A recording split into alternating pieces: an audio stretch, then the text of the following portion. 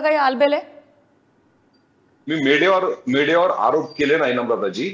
तो जो काही वेगवेगळ्या नेत्यांचा प्रोग्राम आहे तो मागं पुढे होऊ शकतो. या ठिकाणी ममताजींना माहित नव्हतं हे साहजिक आहे, एखाद्या वेळेस त्यांना माहित नसावं.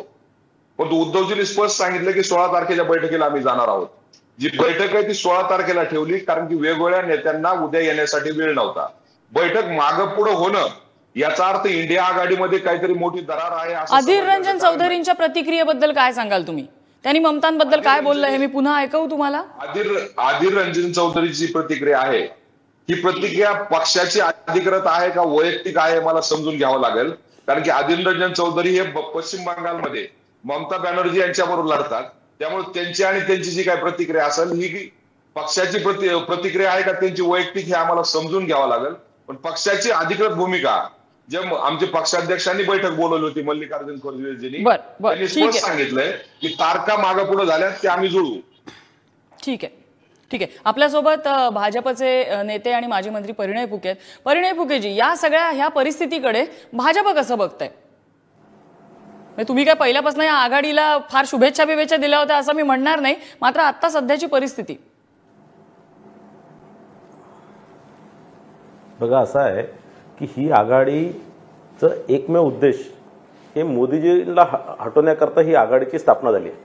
आणि या आघाडीला कोणताही असा मुद्दा नाही आहे, या देशाच्या लोकांपुढे घेऊन जाण्याकरता एकही असा मुद्दा नाही आहे की या देशाच्या नागरिकांसाठी आपण काय करणार आहे, या देशासाठी आपण काय करणार आहे आणि या देशाच्या विकासासाठी आपण काय करणार आहे, देशाच्या सुरक्षेसाठी आपण काय करणार आहे. किंवा काँग्रेसचा असा आरोप आहे ह्या आघाडीला खच्चीकरण करण्यासाठी तुम्ही गनिमी कावा वापरताय, तुम्हीच बातम्या वगैरे पेरताय, तुम्हीच काहीतरी रुमर्स उठवताय. बघा आम्हाला काही रुमर्स पसरवायची गरज नाही आणि काहीच करायची गरज नाही आहे. हे आधीच ज्या दिवशी या आघाडीची स्थापना झाली होती त्या दिवशीच अनेक नेत्यांनी, भारतीय जनता पार्टीच्या अनेक नेत्यांनी सांगितलं होतं की यांना कुठेही काही करायची गरज नाही. हे आपसातच एका दुसऱ्याच्या पायात पाय फसून हे सगळे पडणार आहे आणि वेगळे हे होणारच आहे. कारण बेसिकली कोणताही आघाडी होण्याकरता एक विचारधारा एक असली पाहिजे. या पक्षांमध्ये कोणतीही विचारधाराची एकी नाही आहे. कोणताही एखादा मुद्दा याच्यात या 26 पक्षांमध्ये एक नाही आहे. देशाचा विकास कसा करणार, काय करणार, देशाची सुरक्षा कशी करणार, हा कोणताही मुद्द्यावर ही पुढे लोकांना, या देशाच्या नागरिकांना सांगू शकत नाही आहे. आणि नुसतं मोदीजींचा विरोध करण्याकरता ही आघाडी तयार झालेली आहे. आज काँग्रेसचे हाल आपण जर बघितले असणार 3 राज्यांमध्ये काँग्रेसचे अनेक लोकांच्या, अनेक नेत्यांचे डिपॉझिट सुद्धा वाचवता आला नाही काँग्रेसला. आणि हीच हाल या काँग्रेसचं पुढे 2024च्या निवडणुकीत होणार आहे हे आज इंडिया आघाडीच्या सगळ्या बाकी घटक पक्षांना कळलेलं आहे.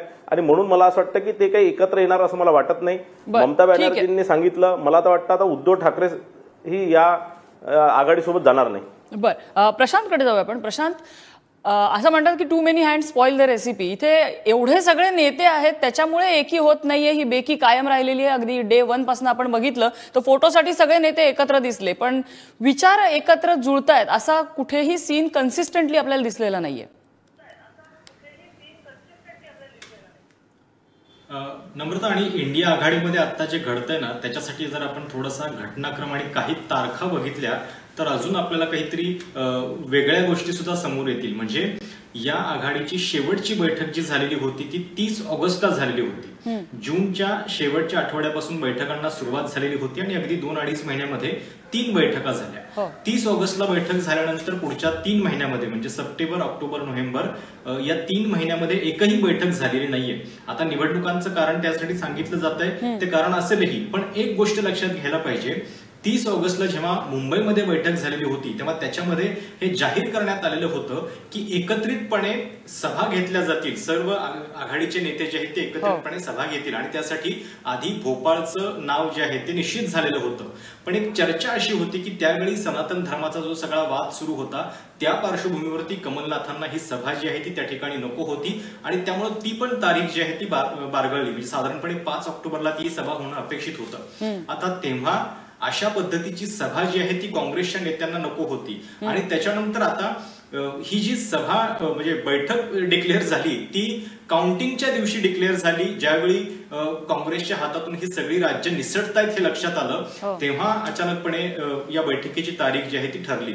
खरं तर निवडणूक निकालानंतर ती बैठक होणार हे अपेक्षितच होतं, कारण त्याच्यानंतरच सगळे नेते थोडेसे रिलॅक्स झाले असते काँग्रेसचे आणि मग चर्चा झाली असती. पण जर या 3 राज्यांमध्ये काँग्रेसचा परफॉर्मन्स बरा असता तर मग काँग्रेसला ते आपलं जे प्रेशर पॉलिटिक्स आहे या संपूर्ण आघाडीचं नेतृत्व हाती घेण्यासाठी ते नीट करता आलं असतं. पण साहजिक आहे, प्रचाराच्या दरम्यान पण ज्या पद्धतीने आणि एकूण मध्य प्रदेशमधील तर वक्तव्य आपण सगळ्यांनी बघितलेले आहेत की कोण अखिलेश वखिलेश अशा पद्धतीनं कमलनाथ बोलत होते. तर कदाचित आता या त्यांच्या मित्रपक्षांची वेळ आलेली आहे आणि त्यामुळे ते आता या सगळ्यामध्ये राईट टायमिंग साधत काँग्रेसला अधिकाधिक वाकवण्याचा प्रयत्न करतायत. बरं, मोहिते सरांकडे जाऊया. मोहिते सर, मुद्दा असा आहे की ही आघाडी बनलेली आहे मोदींना चॅलेंज करण्यासाठी, पण एकटं मोदींना चॅलेंज करणं किंवा मोदींना रोखणं या विचाराने देश जिंकता येईल का? मला वाटत नाही तसं. कारण अनेकदा कसं असतं की एखादी प्रतिमा तुम्हाला नक्कीच त्याच्याबद्दल आक्षेप उभे करत, आरोप करत त्या प्रतिमेला प्रश्नचिन्ह लावता येतं. जे भाजपानं सुद्धा 2009 नंतर सातत्यानं युपीए सरकारच्या बाबतीत तत्कालीन पंतप्रधान मनमोहन सिंह यांच्या बाबतीत केलं. मात्र त्याच वेळी नम्रता एक लक्षात घेतलं पाहिजे, जेव्हा तुम्ही समस्या सांगताय, अंधार दाखवताय, अंधार आहे असं सांगताय, तर प्रकाशाची तिरीप कुठून तरी आली पाहिजे.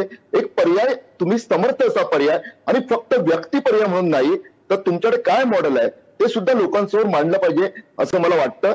आणि गेल्या काही वर्षातला अनुभव असा आहे की भाजपानं 2014 नंतर भारतीय राजकारणातलं एक जे मोदी पर्व सुरू झालं त्यानंतर संपूर्णपणे 5ही वर्ष म्हणजे निवडणूक गेली ते निवडणूक नवी आली तोपर्यंत सातत्यानं मतदारांशी संपर्क अबाधित राखणं, सतत निरंतर राखणं हे जे सुरू केलेलं. त्याचबरोबर एक लक्षात घ्या ना, इथं मतदारांना काँग्रेस नकोच होती भारतातल्या असं म्हणता येत नाही, कारण नाही तर तेलंगणामध्ये एवढा चांगला विजय मिळाला नसता. इतर जी राज्य आहेत त्या ठिकाणी काँग्रेसची मशिनरी जी असते, इलेक्शन मशिनरी जी असते ती तेवढ्या सक्षमतेनं काम करत होती का हा प्रश्न सुद्धा काँग्रेसच्या नेत्यांनी स्वतःला विचारला पाहिजे. कारण तेलंगणामध्ये डी शिवकुमार ज्यांनी कर्नाटकचा विजय साकारला ते डी शिवकुमार तिथे तळ ठोकून होते, ते परिस्थिती हाताळत होते, त्यांच्यामुळे तिथे रसदही मिळत होती आणि नियोजनही होत होतं. त्याचवेळी तिथे 3 रेड्डी, 1 दलित असे 4 प्रमुख नेते सुद्धा काँग्रेसने तिथं समोर ठेवले होते.